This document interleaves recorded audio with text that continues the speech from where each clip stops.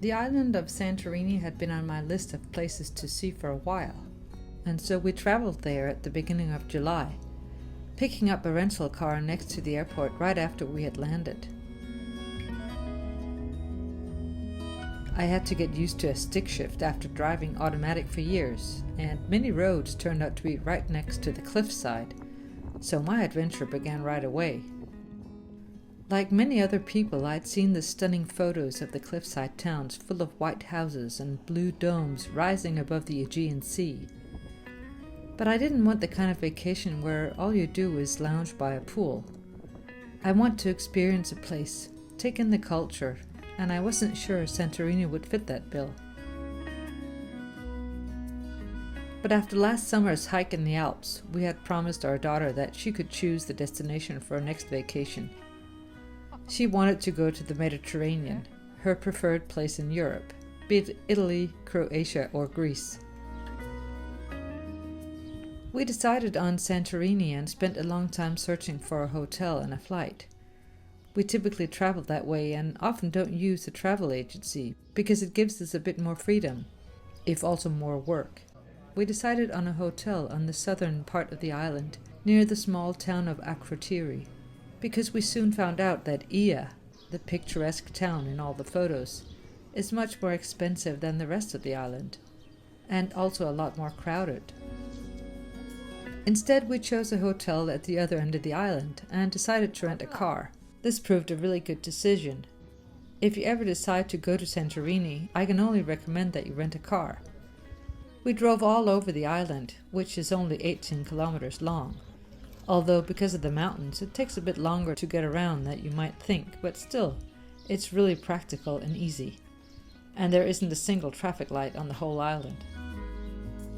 I've made a little tour of our room, or apartment I should say, at the end of the video, in case you don't stick around that long.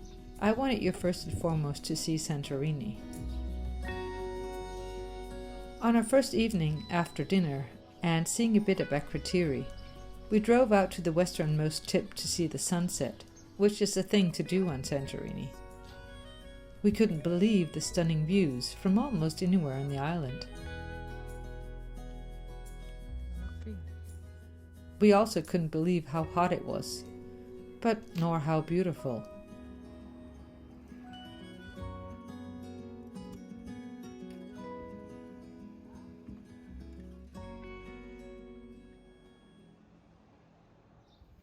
Breakfast was served on the terrace outside our room the next day, which felt absurdly luxurious. We'd never had so much privacy in a hotel before, but many hotels here are small boutique hotels, ours having only 9 rooms, which in itself felt very luxurious. So this is the bay that we look out over from our room, from our hotel. In the very distance there, maybe you can see the white city. Maybe I can zoom in. Or a white town, it's not a city, village even maybe. That's the town of Ia. We're driving there today. There's a busy road right below our hotel, but it's also the road that we're going to be taking. And over there you can see another town. I forget what that's called. The one in the very middle there is called Fira, and that's the main, like, kind of a capital city here. You can see the cruise ships. Oh, hotel. This is our little apartment. Little. It's not all that little, actually. I think it's 80 square meters. Santorini is part of the Cyclades, or Kyklades in Greek, where many houses are white, and our hotel was built in the same tradition with rounded roofs and thick white stone walls, the latter presumably to keep out the heat. We drove to Ia, the town featured on all the postcards, found a parking spot away from the alleyways that everyone walks through, which makes it all the more surprising when you turn a corner and suddenly you're in a car-free zone with immaculate white architecture and spectacular views of the ocean and other islands.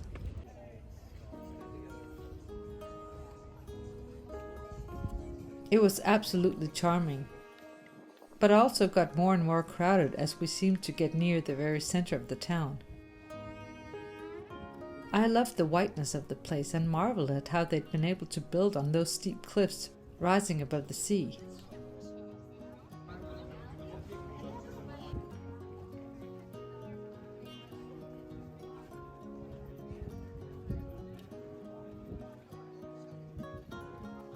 The place was full of shops, some of them quaint and interesting, but many of them seemed dreamed up solely for tourists, of which there were many, us included, of course.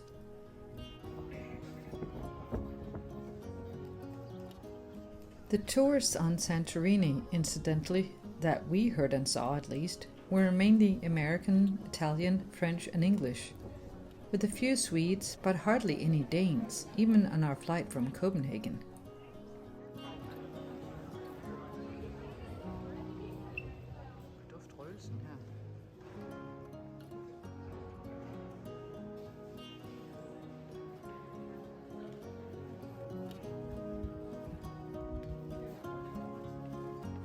We walked up and down and around and saw new things around every corner, and yet you couldn't really get lost.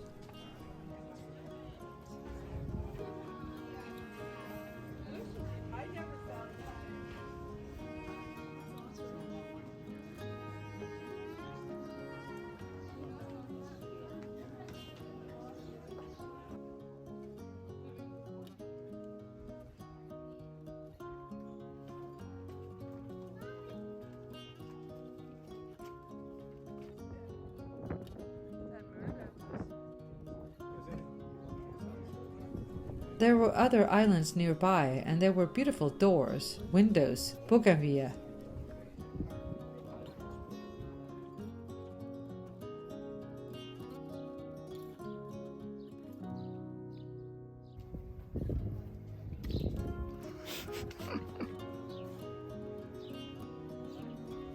We saw a few of the windmills the island is known for, and generally chose some of the paths further down on the cliff from the main shopping street, where it was more quiet.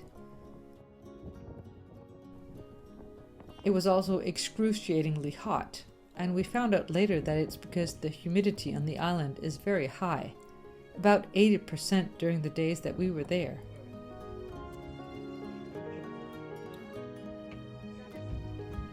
I took so many photos and recorded so many videos of those amazing white buildings.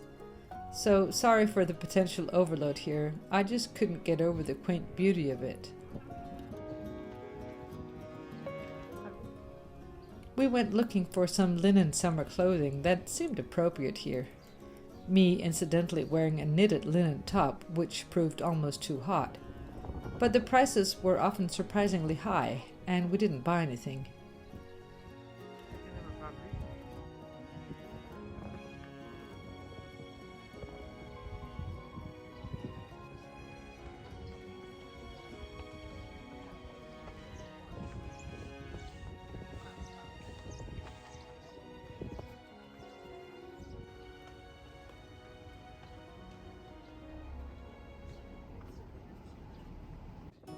We had a surprisingly cheap lunch, with an amazing view.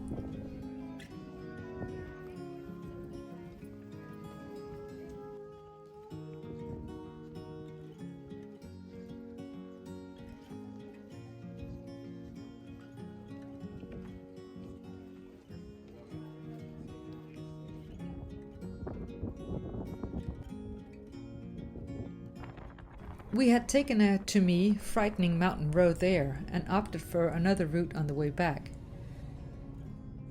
My daughter sat next to me every day and acted as navigator, what with her being fluent in iPhone and Google Maps. And we soon understood the roads, recognized signs and other places, and began outsmarting Siri, as she referred to it, avoiding certain mountain roads and taking shortcuts. We lounged a bit by the pool when we got back and later walked to a local restaurant outside our little town. Again, the views were simply amazing, and the food was also excellent. Garlic bread, Greek salad for starters, plus a first-rate and quite generous sangria, my preferred drink in Southern Europe. We stayed for the sunset again, And on our walk back to our hotel, I saw a fig tree or bush by the side of the road, a shrub that only exists inside people's houses in Denmark. We slept like babies that night, in fact during most nights, having spent 10 to 12 hours outside in the fresh sea air, something we savored no end. The following day began somewhat overcast, but we didn't mind at all. The previous night we'd seen a small road up a nearby hill and decided to go for a walk that way the next morning, we being the 2 adults in our midst. We went exploring a little, and the empty alleyways and roads were a welcome change to the hubbub of Ia the day before. Away from the noises of a busy tourist town, we heard roosters, goats, dogs, even a mule, and met only very few people.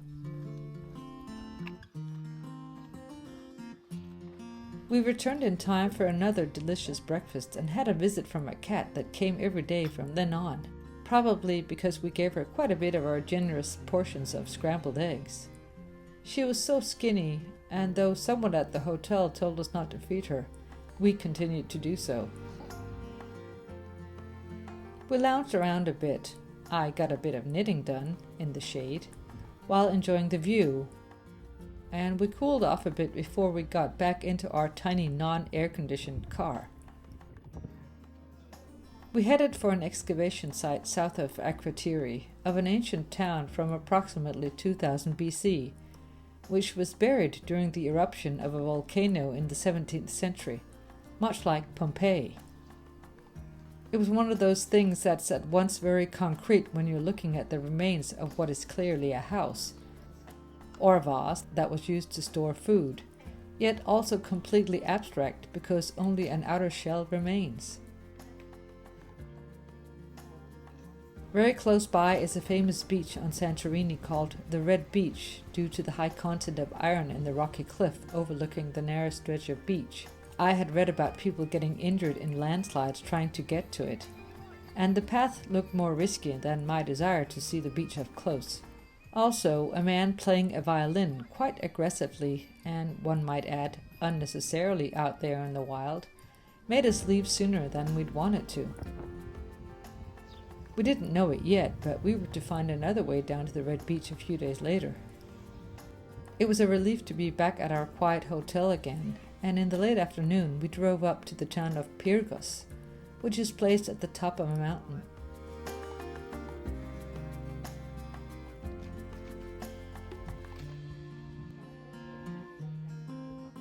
It was a pretty little town with the same winding white alleyways climbing up the hill, offering views of the town and, as it turned out, a really lovely restaurant where we had an amazing meal.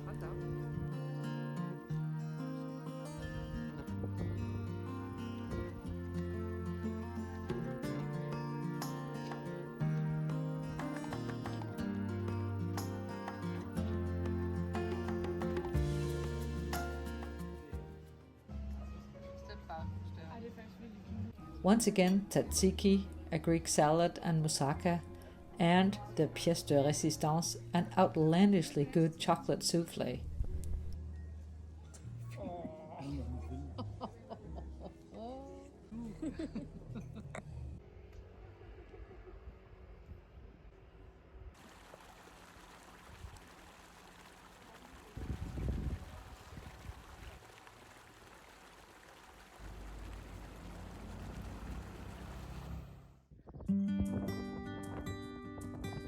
The next day we got up early to go for our morning walk, again appreciating the quiet of the hills, except for a rooster or two. We met no one. We were reminded a little of our hike in the Alps last summer, and how good it is for us humans, to spend time in nature, something we probably wouldn't have been able to do in the more touristy hotspots.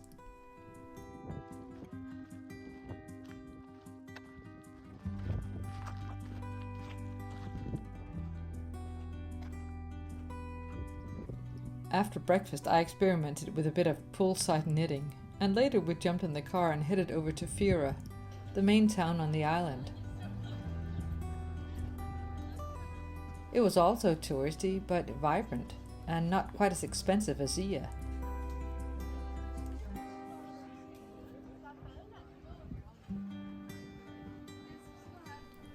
It was interesting to see the cruise ships and the whole of the caldera from the other side. A caldera, by the way, is a body of water that arises after a volcanic eruption, and the volcano sinks back into the ocean.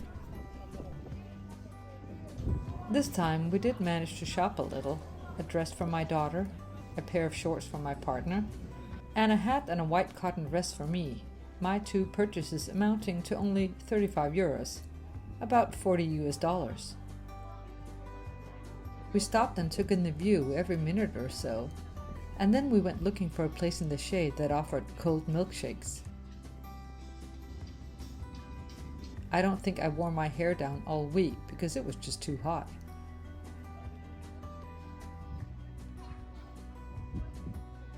We walked to the end of what appeared to be a kind of pedestrian zone, went into a church,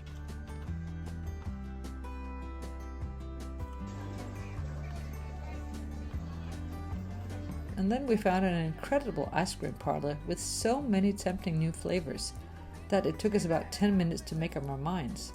I eventually chose salted caramel and brownie. My daughter chose dragon fruit and black forest. I don't remember what my partner chose. He downed the whole thing before I had a chance to film it.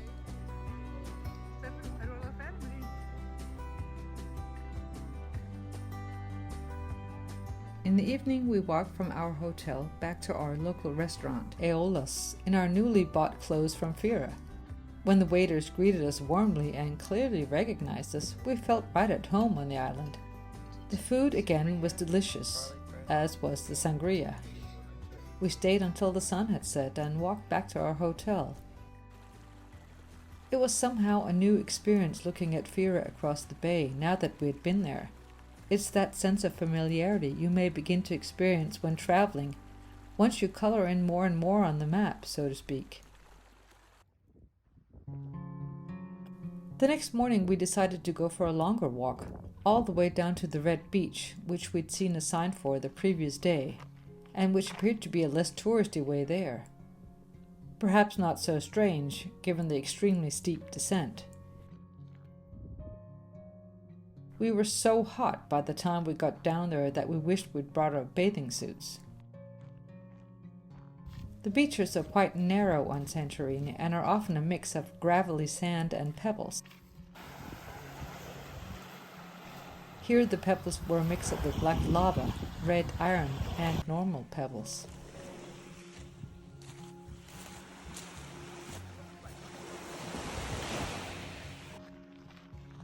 Now was the upward climb back. We saw exactly one car that morning, an ATV, which seems to be the preferred vehicle of many tourists.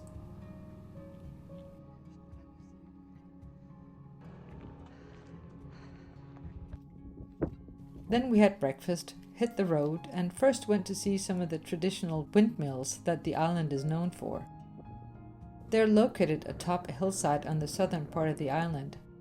Some are ruined, and some have been restored. Afterwards we drove to a seaside town called Parissa, parked our little yellow rental car, knowing once again that it would be hot like a furnace by the time we came back to it, with no air conditioning. The beach had black, gravelly sand that was hot like burning coal to walk on. We didn't feel like paying to lie on a deck chair, knowing that we'd be moving on soon after, and so opted to lie on our towels directly on the sand. This had us sprinting for the water, which was delicious and cool, but the seabed had no sand, only slippery, uneven rocks, and suddenly we understood why we'd seen all those bathing shoes in various shops. We decided to cool down with a milkshake before re-entering our little yellow furnace and driving on. We drove to Kamari, another seaside town, and one that seems to be the destination for many package tours.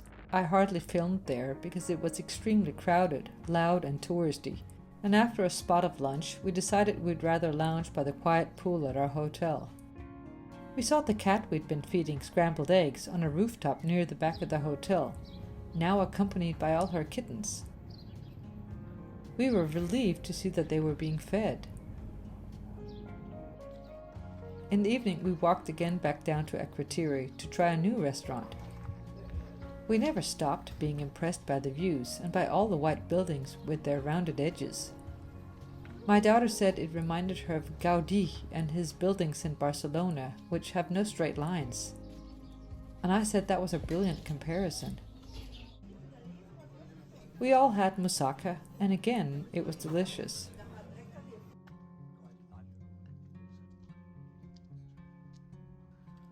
It was lovely walking back home in the dark, and completely safe, I might add.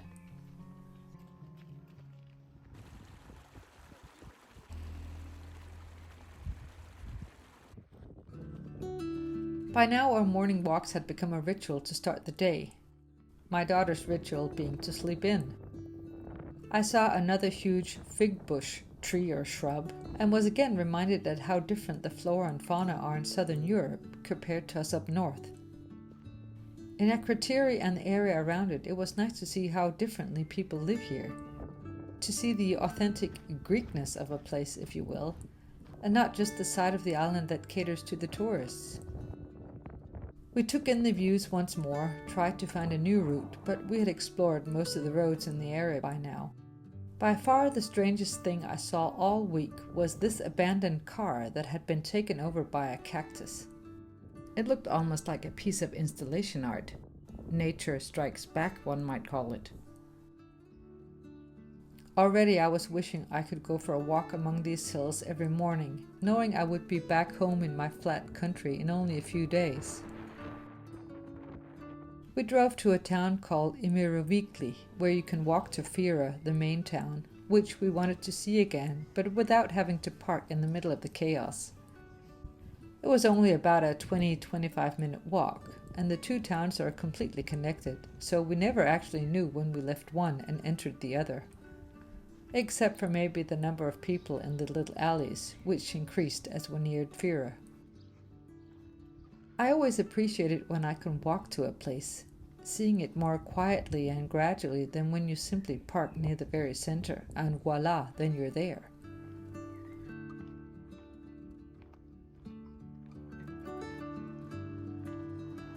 Fira felt more familiar to us now, but we were no less impressed with the beauty of it.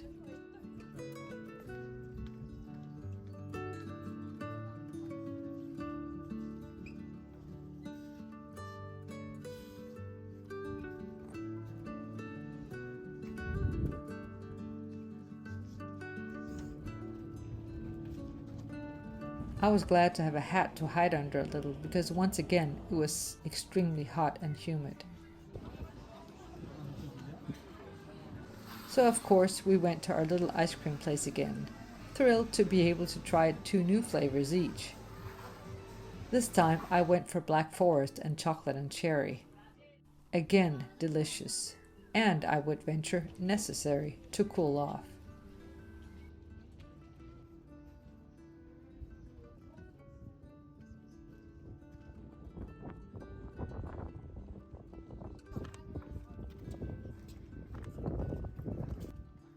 After spending hours in the heat, we walked back to Imirovikli and sat down in a restaurant overlooking the caldera to cool off and have dinner.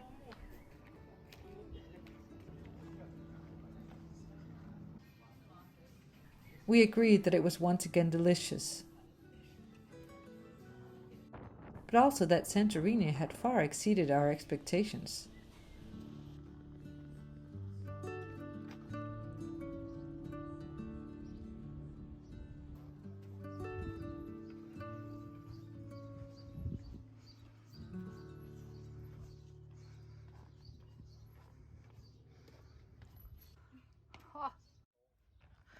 On our last full day, we went for our morning walk, and from a sign I saw on a house, and from the architecture of the whole of Santorini, I decided that the authors of the children's books about the Barber Papa family had taken these houses as their inspiration for the round white house of the book. We said a heartfelt goodbye to Nico at our hotel, whom we had chatted with every day and who was just the sweetest person. Our view from the front door, and we can remove these shutters, or, well, we can close them. Yeah, my knitting is everywhere here. Snacks. And the AC is making quite a bit of noise. This is my daughter's bathroom. Very aesthetic. The shower. And her room is down here.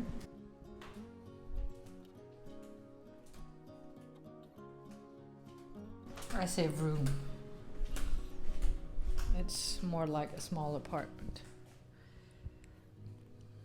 This is where she is hanging out, watching Netflix. And this is the rest of her room. So she's got her own little makeup table here, which is perfect for her. They have a lot of narrow staircases in these houses.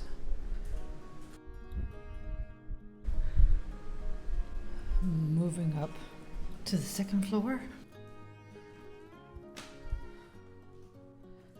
This is the bedroom, the master bedroom, if you will. It's kind of in a mess here.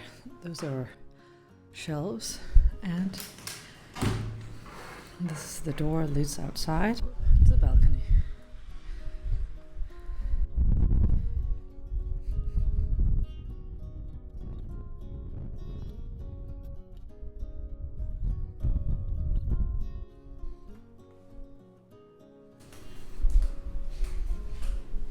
And our bathroom is pretty much the same, just different color. Very sort of Arabian Nights with a little hole there, and the shower up there is quite brilliant.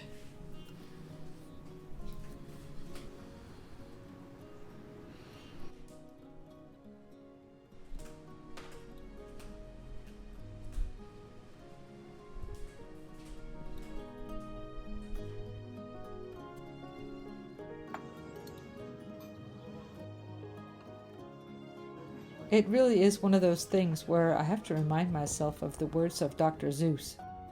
Don't cry because it's over. Smile because it happened.